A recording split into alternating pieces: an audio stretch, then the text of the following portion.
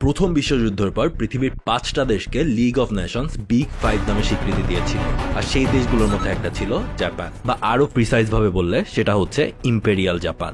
এশিয়ার একমাত্র কলোনাইজার দেশ ছিল এই জাপান। ওয়েস্ট ওয়ার্ল্ডের কলোনাইজাররা কিন্তু এই দেশটাতে এন্ট্রি নিতে পারে নাই, কিন্তু সেকেন্ড ওয়ার্ল্ড ওয়ারের সময় জাপানে ফেলা অ্যাটম বোম্বের গিল্ড থেকেই ওয়েস্ট জাপানকে ভালো চোখে দেখানোর জন্য একটা প্রোপাগান্ডা মিশন শুরু করে তারপর। আর সেই কারণেই বিশ্বযুদ্ধের আগে জাপানের রুথলেসনেস আজকের দুনিয়ায় অনেকটাই ঢাকা পড়ে যায়। আর জাপানিজদের ভয়ঙ্কর সেই কলোনিয়াল রুলের পেছনে জেনারেশনের পর জেনারেশন ধরে গড়ে ওঠা জাপানিজ ইম্পেরিয়ালিজম কাজ করেছিল। আর এই ইম্পেরিয়ালিস্ট রেজিমের পেছনে কাজ করেছে ৭০০ বছর ধরে চলা জাপানের শোগুনাত। আর এই শোগুন কথাটা হয়তো আপনারা খুব রিসেন্টলি বারবারই শুনেছেন বিকজ অফ দিস সিরিজ। কিন্তু এই শোগানরা কিন্তু জাপানের এম্পেরর লেভেলের কেউ ছিল না, এরা ছিল জাস্ট মিলিটারি জেনারেল। তাহলে কিভাবে এই শোগুনরা জাস্ট মিলিটারি জেনারেল পজিশন থেকেই জাপানকে ৭০০ বছর ধরে শাসন করেছিল? কেন ইউরোপিয়ানরা জাপানে কখনোই কোনো জায়গা করে নিতে পারে নাই? আর এই সবকিছুর সাথেই আরো ফেমাস একটা ওয়ার্ড সামুরাই, এটা কিভাবে জড়িত সেই সব নিয়েই আজকের ভিডিও। প্রথমে শোগান জিনিসটা কি সেটা নিয়ে একটু ক্লিয়ার হয়ে যায়। জাপানিজ ভাষায় শোগান মানে হচ্ছে জেনারেল, বা আরো স্পেসিফিক একটা ওয়ার্ড হচ্ছে সেই টাইশোগুন, যার মানে commander in chief of the expeditionary force against the barbarian.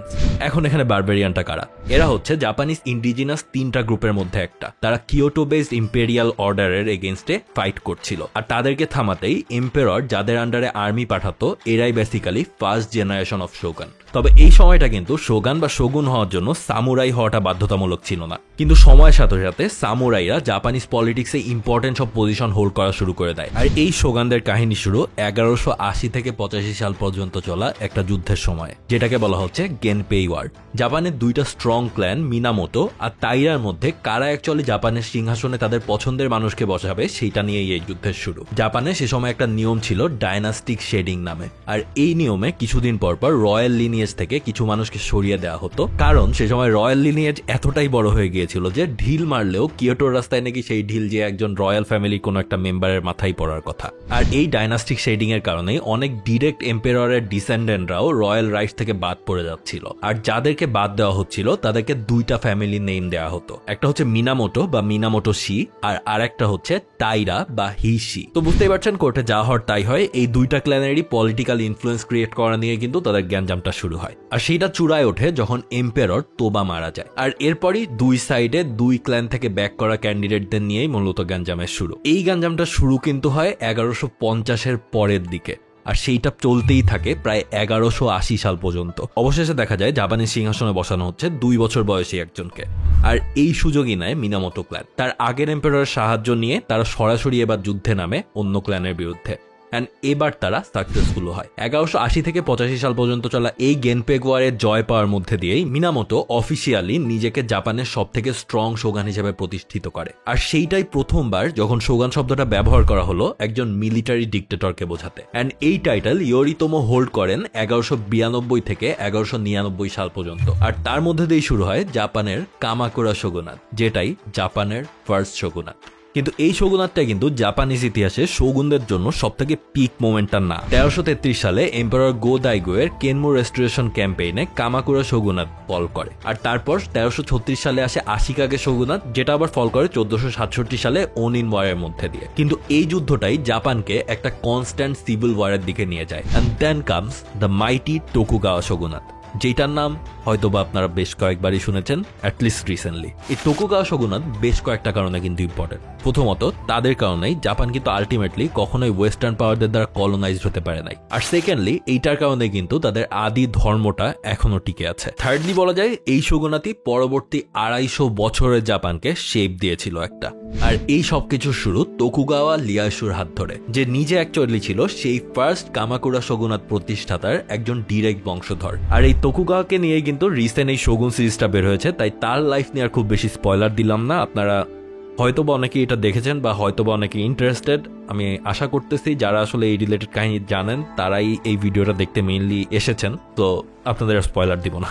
And point to be noted, যদিও ওই সিরিজে তোকুগাওয়ার লাইফটাই দেখানো হয়েছে, বাট সেখানে কিন্তু নামটা ডিফারেন্ট ইউজ করা হয়েছে, বাট মেইন ক্যারেক্টার কিন্তু এই লোকই। এখন যেহেতু বলে ফেলেছি স্পয়লার দিব না, সো স্টোরি পুরোপুরি বলতেছি না, বাট আপনাদের বেশ কিছু কি পয়েন্ট বলি। সিরিজে একজন ইংলিশম্যানকে দেখানো হয়েছে যাকে বলা হচ্ছে জন ব্ল্যাকথর্ন, আর তার আসল নাম ছিল উইলিয়াম অ্যাডামস।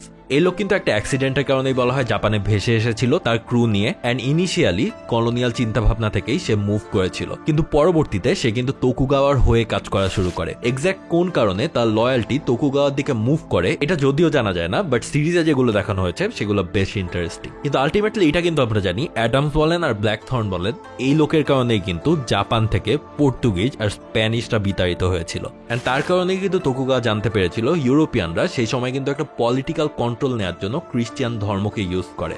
সে সময় বিভিন্ন মিশনে পাঠানো হচ্ছিল জাপানের মধ্যে, আর এই সব কিছুই আস্তে আস্তে বন্ধ করা হয়। কিন্তু শুরুর দিকে তোকুগাওয়া যখন এই ডিসিশন নিয়েছিল যে সেখান থেকে ইউরোপিয়ানদেরকে দূর করতে হবে আর তাদের খ্রিস্টান মিশনগুলোকে দূর করতে হবে, সেই সময় কিন্তু তার হাতে পাওয়ারটা ছিল না জাপানে তখন 5 জমিদারের শাসন চলছিল, কারণ নতুন যে এম্পায়ার হবে সে তখনও নাবালক।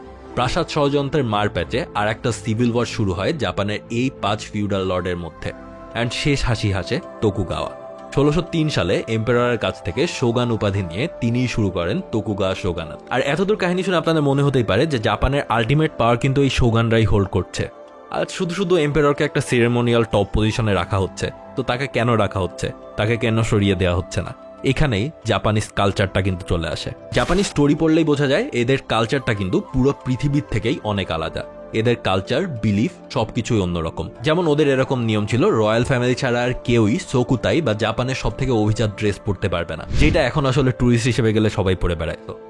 আর এছাড়াও টি পার্টি বা এরকম ক্লাসি ইভেন্ট শুধুমাত্র অ্যারিস্টোক্র্যাটস বা রয়্যাল ফ্যামিলি করতে পারবে। প্লাস তাদের এটাও বিশ্বাস ছিল যে রয়্যাল ফ্যামিলি সূর্যের দেবী আমাতেরাসুর বংশধর, আর এই কারণে রয়্যাল ফ্যামিলি বা এম্পায়ার গায়ে হাত তোলা মানে পুরো জাপানের বিলিফ সিস্টেমের ওপর হাত তোলা। আর যে কারণে শোগানরা যতই পাওয়ারফুল হোক না কেন কখনোই তারা এম্পায়ারকে সরানোর চেষ্টা করতে পারে নাই, বরং এম্পায়ারদের কন্ট্রোল করতে চেয়েছে। আর ইভেন তোকুগাওয়া ক্ষমতা নেওয়ার পরও সবার আগে সে এম্পায়ারের সিকিউরিটি নিশ্চিত করেছিল। আর একটা কাজ সে করেছিল যেটা পরবর্তী কয়েকশো বছরের জন্য জাপানের মিলিটারি স্ট্র্যাটেজি চেঞ্জ করে দেয়। উইলিয়াম অ্যাডামসের কাছ থেকে সে বুঝতে পেরেছিল ওয়ারফেয়ারে স্পেশালি জাপানের মতো সি বাউন্ড কান্ট্রির জন্য নাভাল ব্যাটল কতটা দরকারি।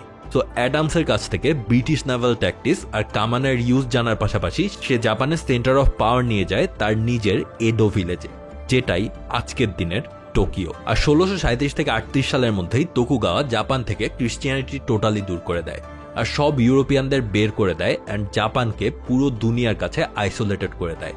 কিন্তু ভেতরে ভেতরে তারা কিন্তু ঠিকই চীন আর কোরিয়ার সাথে সম্পর্ক রেখেছিল। আর সেই কারণেই 1867 সালে মেইজি রেস্টোরেশনের পরই জাপান যখন দুনিয়ার সামনে আসে তখন কিন্তু তাদেরকে কেউই চিনতে পারে নাই। অলমোস্ট একটা অ্যাবসোলুট ডমিনেন্ট পাওয়ার ফোর্স হিসেবেই দুনিয়ার সামনে আসে তারা। জাপানিজ সেন্স অফ ডিউটি, তাদের এম্পায়ারের প্রতি লয়্যালটি আর নিজেদের কালচার ধরে রাখার যেই এক্সট্রিম ডিজায়ার, সেইটাই জাপানকে এতটা রুথলেস করে ফেলেছিল পরবর্তী ওয়ার্ল্ড ওয়ার পর্যন্ত। তারা সেই ওয়ার্ল্ড ওয়ার পর্যন্ত অসংখ্য ঘৃণ্য কাজ করেছে, বাট তারা যেই পথে আসলে এগিয়েছিল সেখানে যদি আরেকটু এদিক ওদিক হতো তাহলে দুনিয়াটাই হয়তো আজকে জাপানিজ রুলের আন্ডারে থাকার পসিবিলিটিও ছিল। অ্যাটলিস্ট এশিয়া থাকতো, এটা সেকেন্ড ওয়ার্ল্ড ওয়ারের ইতিহাস পড়লেই বোঝা যায়। অ্যান্ড এই পুরো জিনিসটারই ক্রেডিট কিন্তু যাবে ওই শোগানদের পিছনে। তো আপনারা যারা সিরিজটা দেখেছেন তারা আশা করি এই ভিডিওটা দেখে অনেক কিছু আরো ক্লিয়ার জানতে পারলেন। আর তাছাড়াও যারা দেখেন নাই বাট জাপানিজ কালচার নিয়ে অনেক ইন্টারেস্টেড, আমি অবশ্যই আপনাদেরকে এনকারেজ করবো এই সিরিজটা দেখার। আমি নিজেও রিসেন্ট কিছুদিন আগে এই ভিডিওটা বানানোর জন্যই আসলে দেখলাম, কজ অনেক মানুষ রিকোয়েস্ট করছিল। জানায়েন এই ভিডিওটা আপনাদের কেমন লাগলো, যদিও আমি কোনো স্পয়লার দিই নাই, বাট এইটার জন্য যেই ধরনের হিস্ট্রি বা সিরিজটা দেখার জন্য অ্যাটলিস্ট যতটুকু আপনাদের জানা দরকার ততটুকু আপনাদের জানিয়ে দিয়েছি। So that's all for today, until my next upload, have a good week, good by.